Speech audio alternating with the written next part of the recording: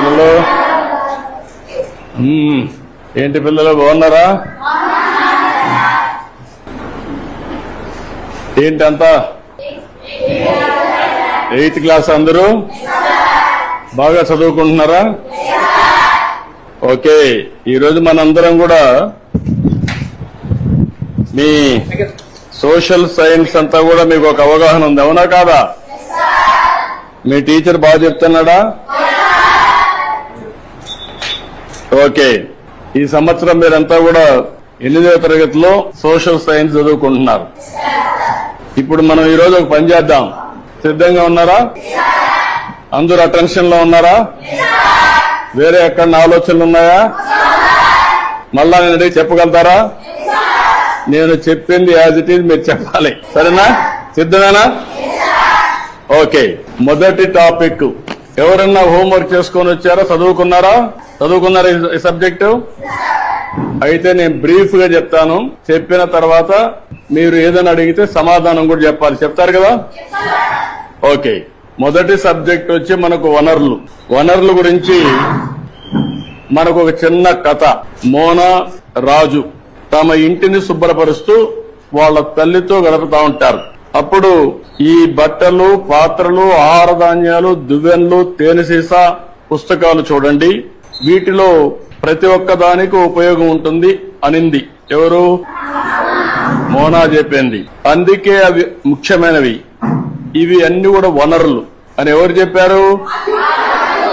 అది అయిన తర్వాత వనరులు అంటే ఏంటి అని రాజు వాళ్ళ అమ్మని అడిగాడు. అడిగినప్పుడు వాళ్ళ అమ్మ చెప్పింది ఏం చెప్పిందంటే, మన అవసరాలు సంతృప్తి పరచడానికి ఉపయోగపడేది ఏదైనా సరే అది ఏమంటారు? వనరులు అంటారు. మీ చుట్టూ ఒకసారి పరిశీలిస్తే అనేక వనరులు మీరు గమనించవచ్చు. తాగేదానికి ఏం కావాలంటాం? తాగినప్పుడు దాహం వేసింది, ఏం చేస్తారు మీరు? వాటర్ తాగుతారు. తాగినప్పుడు దాన్ని ఏమంటారు? అదే సమయంలో మీ పాఠశాల అయిపోయింది, ఇంటికి పోవాలి, దేంట్లో పోతారు మీరు? బస్సులో పోతారు, దాన్ని ఏమంటాం? వనరులు అంటాం. అదే సమయంలో మీరు చదివే పాఠ్య పుస్తకాలు, దాన్ని ఏమంటారు? ఎందుకు వనరు అంటున్నారు? ఉపయోగపడుతుంది కాబట్టి. మీ నాన్న ఇంటికి పోతానే మీకేదో తినిబండారం ఇస్తాడు, దాన్ని తాజా కూరగాయలతో కూడా తయారు చేస్తాడు, దాన్ని ఏమంటారు? వనరులు అంటారు. ఎందుకు? ఉపయోగపడుతుంది. నీరు, విద్యుత్, అదే మాదిరిగా బస్సు, కూరగాయలు, పాఠ్య పుస్తకం, ఇవన్నీ కూడా వనరులు. ఇవన్నీ కూడా తయారు చేసినప్పుడు నేరుగా గాని వస్తువులతో తయారు చేస్తారు, అవునా కాదా అని అడుగుతున్నా మిమ్మల్ని. ఇది రావడానికి తయారు చేసే అన్ని కూడా వనరులే. కాబట్టి ఏదైనా ఒక వస్తువు వనరులుగా ఏ విధంగా మారుతుంది అని రాజుకు అనుమానం వస్తుంది. రాజుకు అనుమానం వస్తే వాటికి విలువ ఉన్నప్పుడే వస్తువులు వనరులుగా మారతాయి. ఉపయోగం ఉన్నప్పుడే వనరులు అనుకుంటాం, ఉపయోగం లేకపోతే మనం అది వనరులుగా పరిగణించాం, అవునా కాదా? అంటే విలువ ఉంటేనే వనరులు, విలువ లేకపోతే అది వనరులు కాదనేది మన అభిప్రాయం, అవునా కాదా? అంటే ఈ రోజు మనం గుర్తుపెట్టుకోవాల్సింది, విలువ అంటే వినియోగ అర్హత, ఉపయోగం ఉండాలి విలువ అంటే, అవునా కాదా? అదే సమయంలో మీరు ఒకటి గుర్తుపెట్టుకోవాలి, లోహాలుంటాయి, కొన్ని విలువ కలిగి ఉంటాయి. మీరు ఇంకా చదువుకుంటా ఉంటే, నాలెడ్జ్ని పెంచుకుంటూ పోతే మీకు అనేక విషయాలు తెలుస్తా ఉంటాయి. ఈ రోజు రాళ్లు, రెప్పలుంటాయి, అందంగా ఉంటాయి, దానికి విలువ ఉండకపోవచ్చు, కానీ రెండూ కూడా ముఖ్యమైనటివే.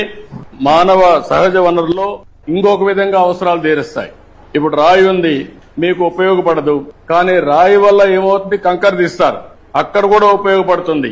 ఈ విధంగా వనరులుగా పరిగణిస్తాం. సమయాన్ని బట్టి వనరుల యొక్క విలువ పెరుగుతుంది, అవునా కాదా? ఈ విషయంలో మీరు ఒకసారి చూస్తే, మీ ఇంట్లో ఒకరుంటారు, మీ ఊర్లో ఆయుర్వేద మెడిసిన్ చేస్తా ఉంటారు, కానీ దానికి విలువ లేదనుకుంటాం. కానీ దాన్ని పేటెంట్ చేసి దాన్ని గాని మార్కెటింగ్ చేయగలిగితే ఆటోమేటిక్ వేల కోట్ల రూపాయలు వస్తాయి. దానికి కావాల్సింది తెలివి కావాలి, పేటెంట్ చేసుకోవాల్సిన అవసరం ఉంది. అంటే దీన్ని బట్టి మీరు అందరూ ఆలోచించుకోవాల్సిన పిల్లలు, సమయం, సాంకేతికత అనేటి వస్తువుల్ని వనరులుగా మార్చి రెండు ముఖ్యమైన అంశాలు రెండు. ఇలాంటివి మనం ఆలోచించినప్పుడు మీరు చాలా సమస్యలు చూస్తూ ఉంటారు, సమాజంలో చాలా వనరులు చూస్తూ ఉంటారు. ఆ వనరుల్ని మీరు నెక్స్ట్ లెవెల్కు తీసుకపోతే దానికి కావలసిన జ్ఞానం కావాలి, చదువు కావాలి, ఇన్నోవేషన్ గా తయారు కావాలి. అప్పటికే దానికి విలువ పెరుగుతుంది. వనరులు అనేటివి 3 రకాలు ఉంటాయి. సహజ వనరులు. ఈరోజు కొండలు ఉన్నాయి, మీరు సృష్టించారా? ఎక్కడి నుంచి వచ్చాయి?